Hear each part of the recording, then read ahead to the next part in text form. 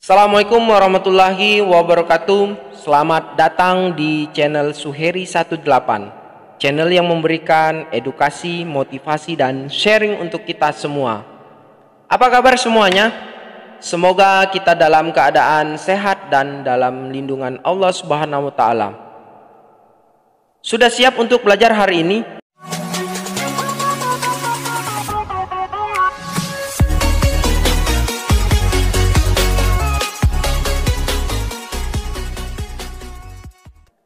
Baik, kembali lagi dengan saya Suheri. Kali ini kita akan mempelajari materi mata kuliah Sosiologi Pemerintahan dalam bahasan pokok-pokok bahasan Sosiologi Pemerintahan. Materi sebelumnya kita sudah membahas pemberdayaan masyarakat dan pemerintahan yang bertanggung jawab. Nah, kali ini kita akan membahas tentang pelayanan pemerintahan dan legitimasi pemerintahan. Baik, kita akan kupas satu persatu, yaitu pelayanan pemerintahan. Pelayanan pemerintahan atau yang sering kita sebut juga dengan pelayanan publik, yaitu jasa publik. Jasa publik dibedakan dengan jasa pasar. Jasa pasar pada hakikatnya dapat dijual belikan sesuai dengan mekanisme pasar. Jasa publik berkembang sejak munculnya paham the right to welfare dan welfare state. Publik menyangkut masyarakat secara keseluruhan, sedangkan jasa publik merupakan produk yang menyangkut kebutuhan hidup banyak orang, seperti air minum, jalan raya, listrik, telekom, dan produksinya dikontrol pemerintah. Karena itu, pemenuhannya harus diproses secara istimewa. Berkaitan dengan itu, Talizi Duhu Endraha menegaskan sebagai berikut. Aspek yang dikontrol pemerintah, terutama aspek mutu, harga, pelayanan, jumlah yang cukup, distribusi, dan ketersediaan pada saat dibutuhkan, pada saat tingkat kemampuan atau keberdayaan masyarakat masih rendah, pemerintah bertindak sebagai provider tunggal layanan publik. Di bawah sistem politik yang mendudukkan pemerintah pada dual position, yaitu policy maker dan policy implementer, pemerintah dengan mudah dapat mengendalikan pesan atau tuntutan masyarakat sesuai dengan kehendak dan kepentingan rezim yang sedang berkuasa. Nah, itu penegasan dari Talizi Duhu Endraha. Proses pemenuhan jasa publik bersifat istimewa karena pilihan ditetapkan melalui kebijakan, diatur secara ketat, dan diperlukan kekuasaan dan kewenangan untuk menegakkan aturannya.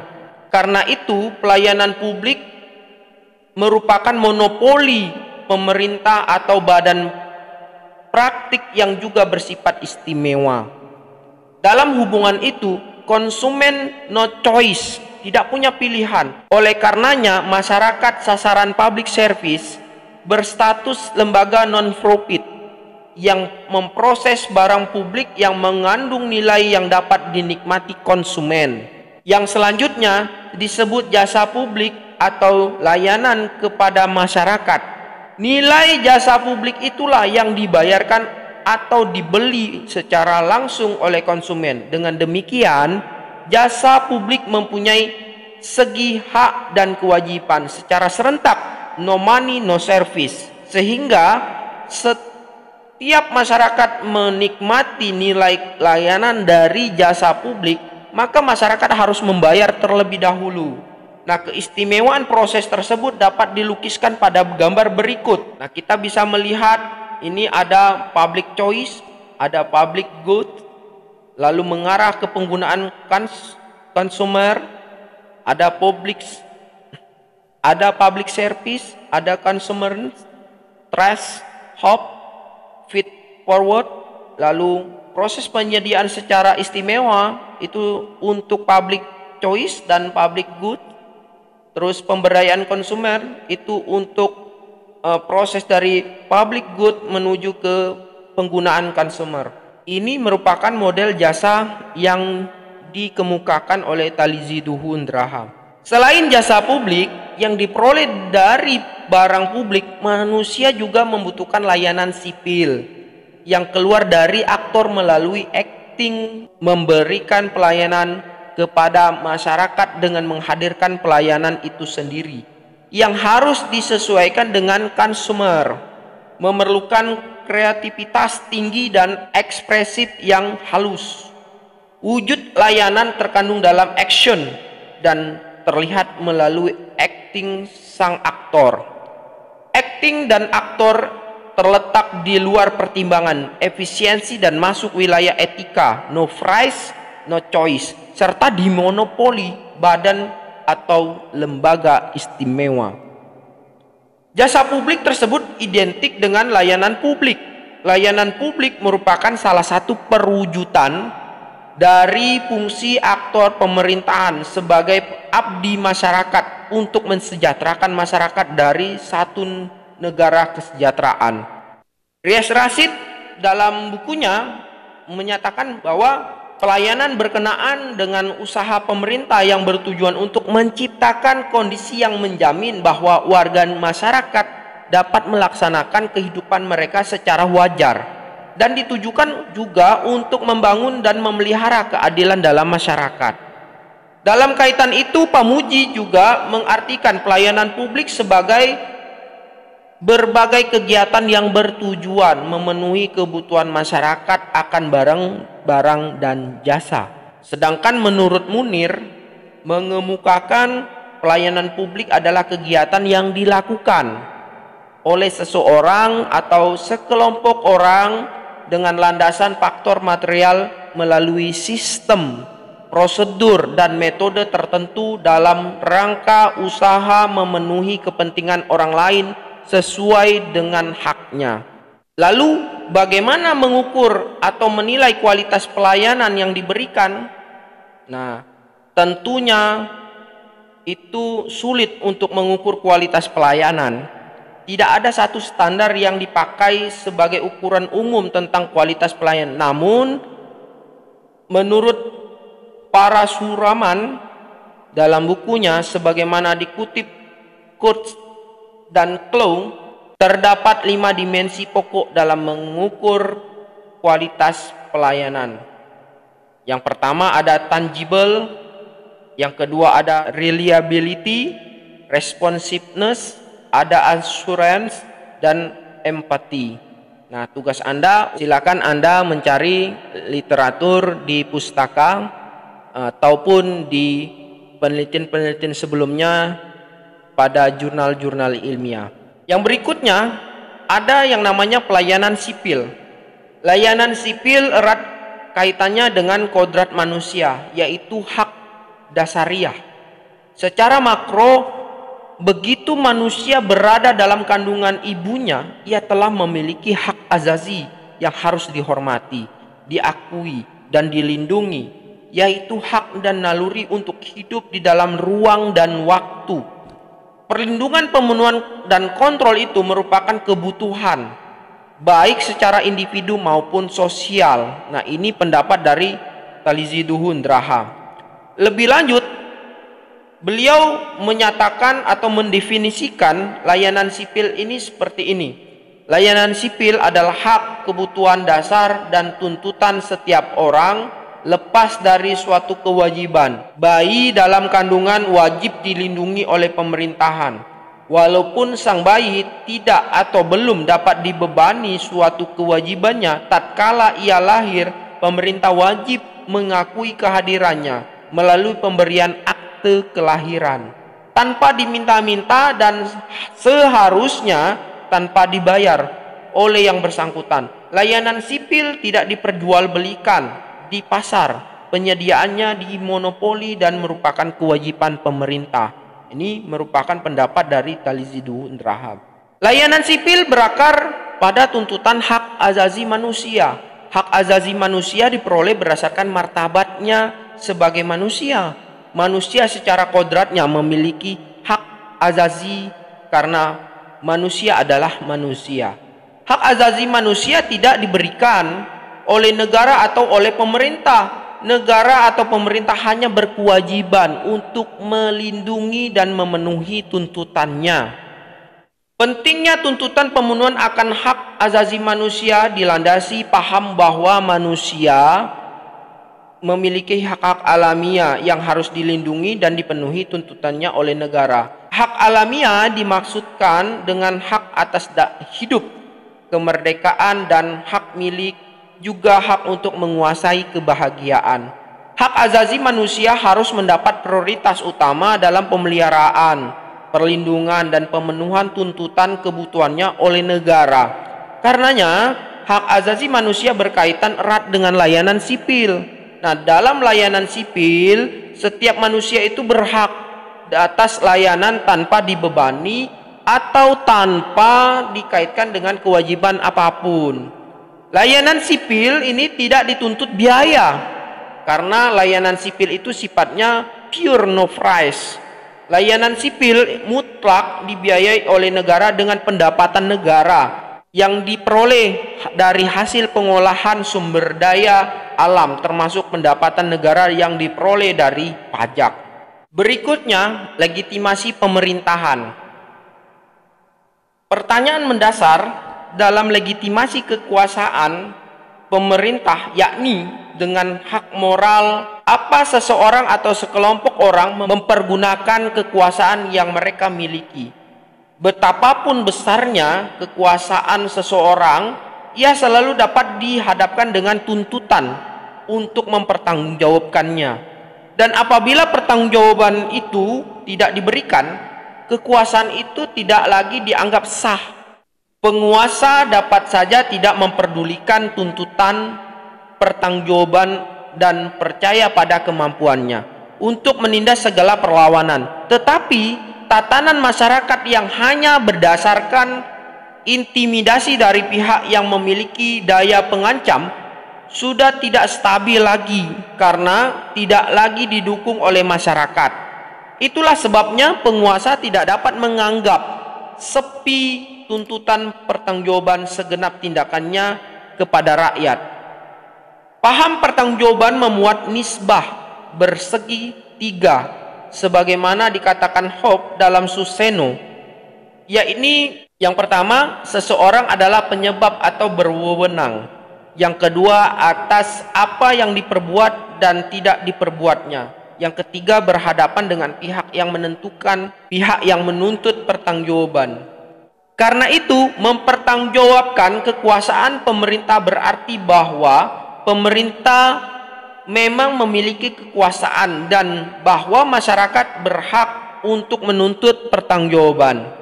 Kondisi menuntut pertanggungjawaban ini hanya terjadi jika kekuasaan pemerintah merupakan realitas yang sosial duniawi.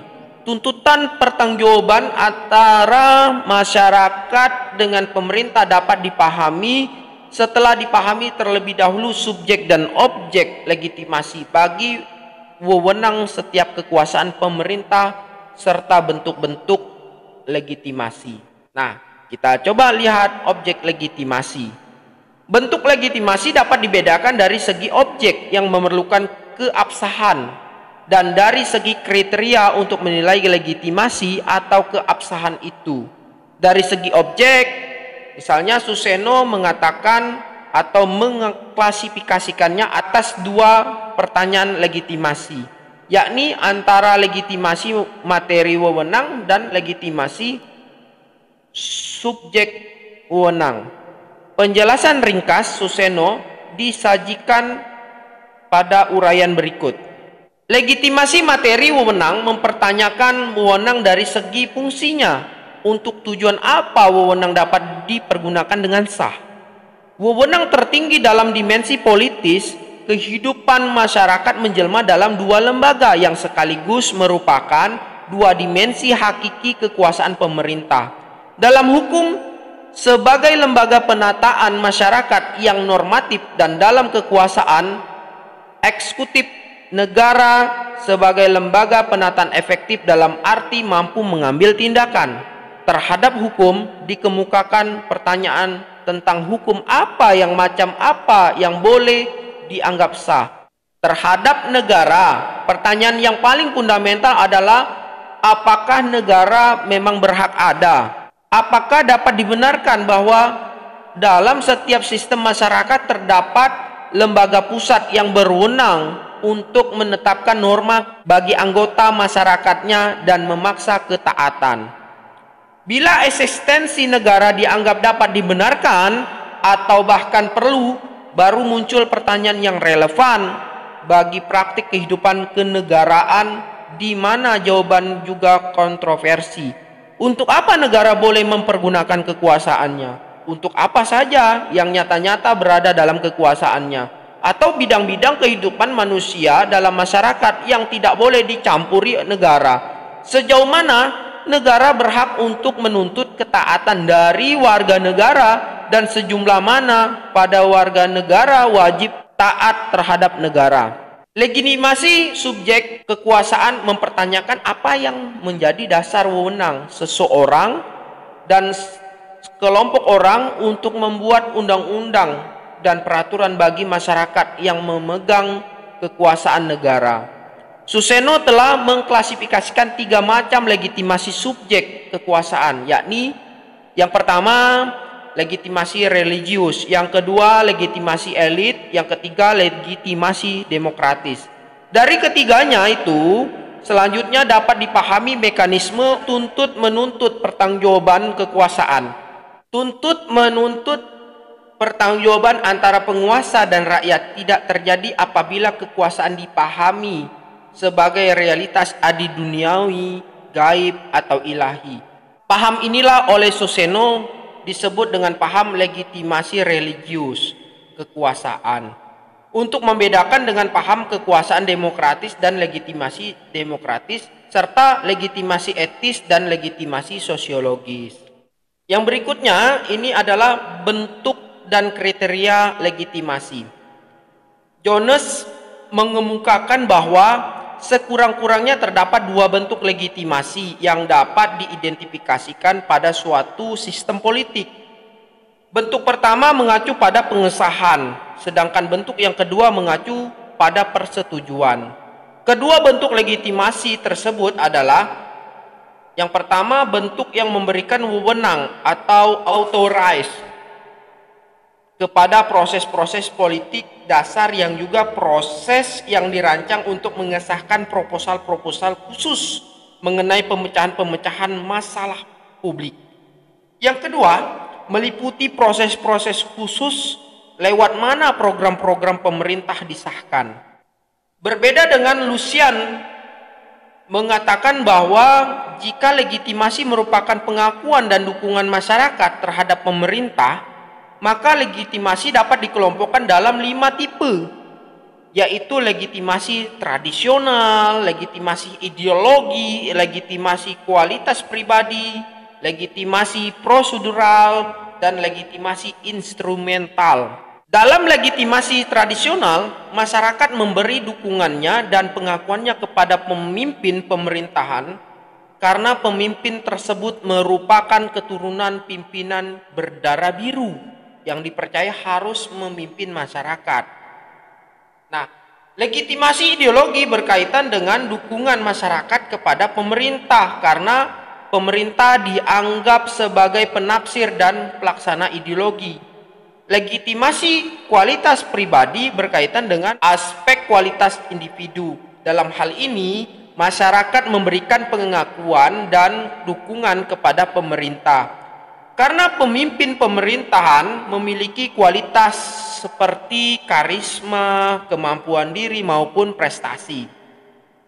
Legitimasi prosedural berkaitan dengan pengakuan dan dukungan masyarakat kepada pemerintah karena mendapatkan kewenangan berdasarkan prosedur yang telah ditetapkan. Biasanya legitimasi ini diperoleh melalui pemilu atau pemilihan. Legitimasi instrumental yang berkaitan dengan pengakuan dan dukungan masyarakat kepada pemerintah yang menjanjikan atau menjamin kesejahteraan material kepada masyarakat. Dalam hal ini, pemerintah harus mengeluarkan dana yang cukup besar untuk mendapatkan legitimasi karena harus memberikan bantuan kesejahteraan kepada masyarakat. Pandangan lain dikemukakan oleh Zippelius sebagaimana dilansir Suseno dalam bukunya yang mengelompokkan legitimasi atas 3 kriteria, yaitu legitimasi sosiologis, legitimasi legalitas, dan legitimasi etis. Legitimasi sosiologi mempertanyakan mekanisme motivatif mana yang nyata-nyata membuat masyarakat mau menerima wewenang penguasa. Legitimasi legalitas mempertanyakan sejauh mana kekuasaan dijalankan berdasarkan aturan-aturan hukum yang sedang berlaku. Sedangkan legitimasi etis mempertanyakan keabsahan kekuasaan dari segi norma-norma moral. Di samping konsep tersebut, Zippelius dalam Suseno juga mengemukakan 3 tipe legitimasi, yaitu legitimasi ideologis, legitimasi teknokratik, dan legitimasi demokratis. Berdasarkan berbagai pemikiran para ahli tadi, bentuk legitimasi dapat diklasifikasikan atas 3 jenis legitimasi, yakni legitimasi religius, ada legitimasi eliter dengan 4 varian, yaitu legitimasi aristokrasi, legitimasi ideologis, legitimasi teknokratis, dan legitimasi pragmatis, serta legitimasi demokratis. Legitimasi religius dan legitimasi pragmatis serta belum memenuhi syarat klaim universal demokrasi sebagai dasar hak dan wewenang sekelompok orang memerintah dan menuntut ketaatan dari masyarakat. Nah, itulah penjelasan tentang pelayanan pemerintahan dan legitimasi pemerintahan. Kita akan sambung di materi-materi berikutnya lagi. Untuk itu, silakan Anda subscribe, like, dan share agar semua orang bisa mempelajari mengenai pokok-pokok bahasan sosiologi pemerintahan. Assalamualaikum warahmatullahi wabarakatuh.